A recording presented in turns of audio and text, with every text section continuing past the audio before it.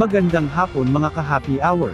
Narito ang mga balita para sa MBC TV Network News Update 5 PM edition.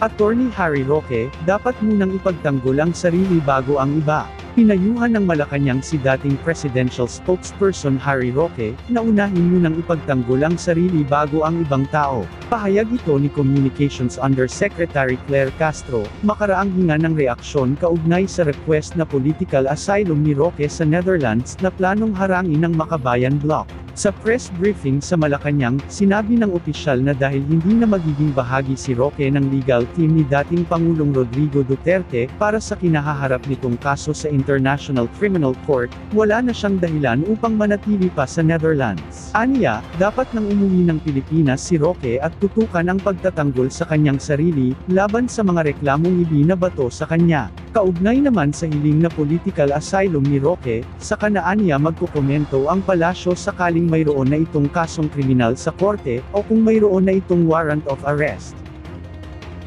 Samantala, sa Metro Manila ngayon, higit 100 timbangang mali ang sukat kinumpis ka ng Valenzuela LGU. Aabot sa higit 100 timbangang walang selyo, kulang sa timbang at mali ang sukat ang kinumpis ka ng Valenzuela LGU sa pinaigting na Operation Timbangan. Ayon kay Valenzuela Mayor Wes Gatchalian, bahagi pa rin ito ng kampanya ng pamahalaang lungsod para mabigyang seguridad ang mga consumer. Target din dito na maitaguyod ang transparency sa mga transaksyon sa merkado, at mapalakas ang patas na mga gawi sa negosyo sa loob ng lungsod. Sisirain naman ng LGU ang mga timbangan na hindi na maaayos pa, at may papatawan din ng penalties ang mga tinderang nahuling nandadaya. Kasunod nito, ipinaalala naman ni Mayor Gatchalian sa mga nagtitinda sa palengke ang umiiral na ordinansa sa lungsod, kung saan mapapanagot ang mga nagtitinda na nandaraya ng timbangan. Ating alamin ang mga latest update mamayang alas 5:30 ng hapon, sa programang Metro Manila Ngayon, Afternoon Edition. At yan ang mga balita para sa MBC TV Network News Update 5 PM edition. Samahan ninyo kami bukas mula alas 9 ng umaga, hanggang alas 5 ng hapon.